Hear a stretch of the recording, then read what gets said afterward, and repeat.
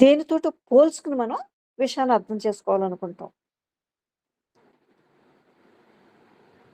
ఆ విధంగా కనుక ఉన్నట్లయితే అసలు మనం ఏ మాత్రం దాన్ని అర్థం చేసుకోలేం. ఎందుకని ఒకదానిని ఇంకో దాంతో పోల్చుకుంటున్నాం. కేవలం పోల్చటంలోనే ఉండిపోతున్నాం అనమాట ఇప్పుడు మనం. ఇక్కడ మనం అర్థం చేసుకోగలిగేదేంటి? పూర్తి సావధానత పెట్టి వినటం అనమాట. పూర్తి ధ్యాస. దీనిపై మనకున్నప్పుడే పోల్చటము, అంచనా వేయటము ఎంత మనకి ఆటంకం అయిపోతుందని అక్కడికక్కడే మీరు గ్రహించేస్తారనమాట. స్వీయ జ్ఞానం అంటే మీ స్వయం ప్రజ్ఞ. పోజేసుకోవటం కాదు. ఇప్పుడు మీరు దీన్ని అర్థం చేసుకోవటం అనేది ఇక్కడ చాలా ముఖ్యం అనమాట. ఈ స్వీయ జ్ఞానాన్ని ప్రోగు చేసుకోవటం కేవలం యాంత్రికత ఉంటుందనమాట మనకి. జ్ఞానాన్ని పోగు పెట్టుకుంటాం. ఒక యంత్రం మాదిరి యాంత్రికత ఉంటుందనమాట ఇక్కడ. ఇక్కడ మనకి ఒక మెలకువను నేర్చుకున్న డాక్టర్‌కి ఉండేటువంటి జ్ఞానం వంటిదనమాట అది. చూసారా? ఎంత గొప్పగా చెప్తున్నాడో చూడండి. ఒక యాంత్రికత ఉంటుందక్కడ పోజేసుకున్న జ్ఞానంలో. ఎలాంటిదంటే డాక్టర్ ఏదో నేర్చుకుంటాడు. అంతకు ముందుది. అదంతా నేర్చుకుంటాడనమాట. ఆ నేర్చుకున్న దాని పట్ల ఎంతో మెలకువగా ఉంటాడు. ఒక మెలకువను నేర్చుకున్నటువంటి ఆ డాక్టర్‌కుండే జ్ఞానం లాంటిదే అవుతుంది ఈ యాంత్రికత. మనం ఈ జ్ఞానాన్ని పోజేసుకుంటే. ఎందుకంటే ఇది శరీరంలో ఆ ఒక్క భాగాన్ని గురించి ఎప్పుడు ప్రత్యేకంగా నేర్చుకుంటూనే ఉంటాడు ఆ వైద్యుడు. అంటే ఒక సర్జను తన సర్జరీలో ఒక అద్భుతమైన ఒక మెకానిక్ అనమాట. అంటే ఎందుకంటే అతను ఒక కౌశల్యాన్ని నేర్చుకున్నాడు. అదొక దాన్ని నేర్చుకున్నాడు ఆ వైద్యాన్ని. మరి నేర్చుకోవాలి కదా! అతను నేర్చుకున్నాడు. మరి ఆయనకి ఆ జ్ఞానం ఉండటం ఒక వరం నిజంగానే.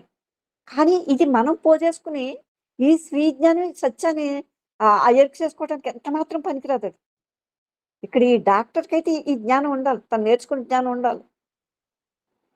ఆయన పోజేసుకున్న జ్ఞానం, ఆ అనుభవం ఆయనకి సహాయపడుతుంది. చూసారా? ఇది ఎలా ఉంది మనది? అందుకు భిన్నంగా ఉందనమాట. ఇక్కడ ఈ మనం ప్రోగు చేసుకున్నటువంటి ఈ జ్ఞానం తదుపరి ఆవిష్కరణను నాశనం చేసేస్తుంది. అయితే దానినేదైతే నూతనంగా కనుక్కుంటే అప్పుడు ఆ ప్రోగు చేసుకున్నటువంటి ఆ కౌశల్యాన్ని అప్పుడది ఒకవేళ మీకు అర్థమైందా? తెలివి, ఆ సున్నితత్వం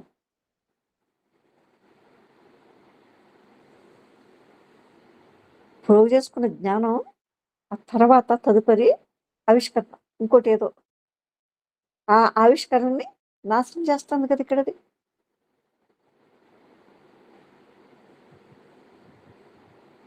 అప్పుడు నూతనంగా కనుక్కుంటే దాన్ని అప్పుడు ఆ ప్రోగు చేసుకున్నటువంటి కొత్తగా కనుక్కుంటే అది ఏమన్నా ఉపయోగించుకోవచ్చేమో. ఆయన చెప్తుంది ఏంటంటే మనం ఇక్కడ ఏదైతే చెప్పుకుంటున్నామో నేను చెప్తుంది ఏంటంటే ఇది ఇది ఎంత సులభంగా ఉంది చూడమంటున్నాడు ఆయన. అధ్యయనం చేసుకోగలిగి ఉంటే కనుక అంటే ఏంటి అధ్యయనం అంటే నన్ను నేను తనను తాను గమనించుకుంటూ ఉంటే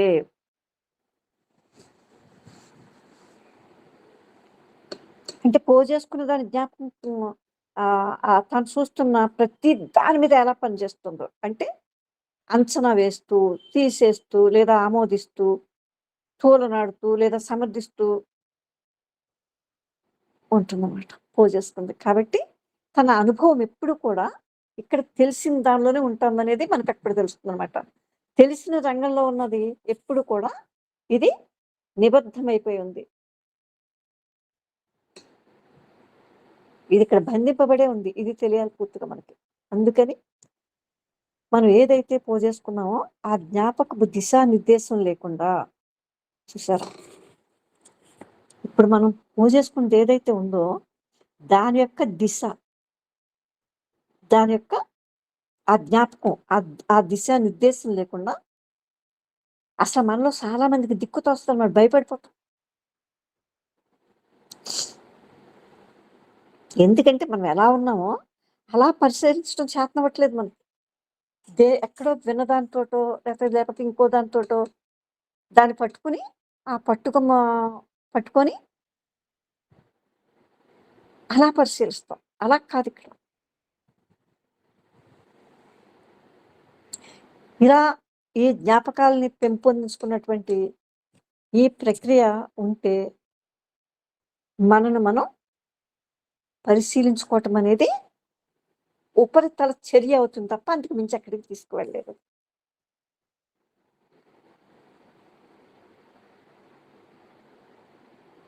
అంటే దాని అభివృద్ధిలో ఆ జ్ఞాపకం సహాయపడుతుంది కానీ, స్వీయ అభివృద్ధిలో ఒక విప్లవం, ఒక సమూలమైన మార్పు ఏమీ ఉండదనమాట.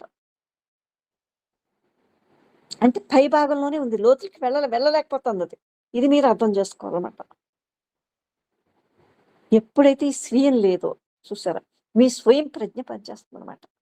పట్టుకున్నది ఎప్పుడైతే అది విడిచిపెట్టిందో, దాని స్వేచ్ఛ దానిదైన ఒక స్వేచ్ఛ ఉంది కాబట్టి దానికి, ఆ భావం పూర్తిగా పడిపోతుందనమాట. చూసారా? ఎప్పుడైతే ఈ భావం పూర్తిగా సమసిపోయిందో, ఇది ఇష్టాయిష్టాలతో జరిగేది కాదు. కేవలం ప్రజ్ఞ ఉందక్కడ. అప్పుడది అక్కడ ఏదైతే ఉన్నదో అక్కడ ఏదైతే మీరు చూస్తున్నారో అన్నిటికీ కూడా అతీతంగా ప్రయాణం చేయగలుగుతుందనమాట.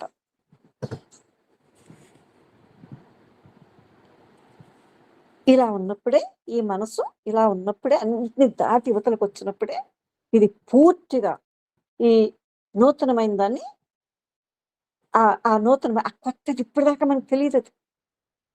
ఈ మనసు ఈ తెలుసున్న జ్ఞానాన్ని అంతటిని దాటొచ్చేస్తుంది. దానికదే వెలుగు చూపించుకుంటుంది. చూసారా? దాని తెలివే ఇంక ఏది పట్టుకొమ్మలేనటువంటి స్థాయిలో ఉందన్నమాట. దాని శక్తి అపారం.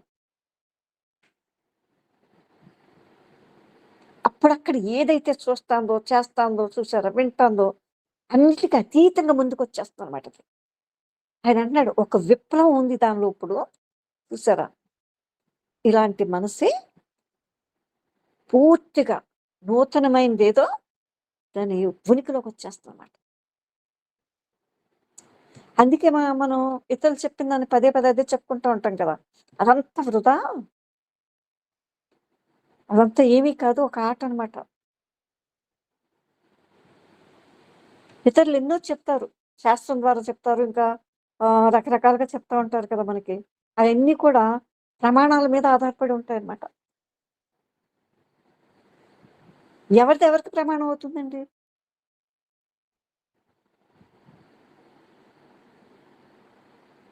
చూసారా? ఎప్పుడైతే ఈ మనసు తెలియదు, తెలియదు అనుకుంటే ముందుకు పోతుందో, నాకు తెలియదు అనే ఆ స్థితికి ఇప్పుడు నిజంగా రాగలిగి ఉంటే కనుక, ఒక గొప్ప వినమ్రతా భావం అక్కడ ఉంటుందన్నమాట. చూసారా? ఎంత వినమ్రతతోటి ఉందో చూడండి. తెలీదంటాంది కదా! అక్కడ జ్ఞానపు అతిశయం లేదక్కడ. ఇదొక మంచి పేరు తెచ్చుకునేందుకు తెలీదు అంటలేదండి. అది అపారమైన తెలివి.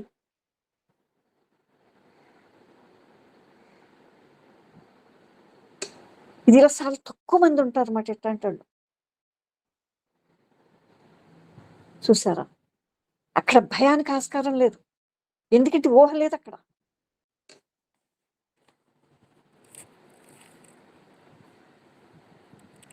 గుర్తించాలనేటువంటి ఆ భావం కానీ, జ్ఞాపకాల్లోకి వెతకటం కానీ, ఆ మొత్తం అంతం చేసేసుకుంటుందన్నమాట. ఇది తెలీదు అనే ఆ మనసు.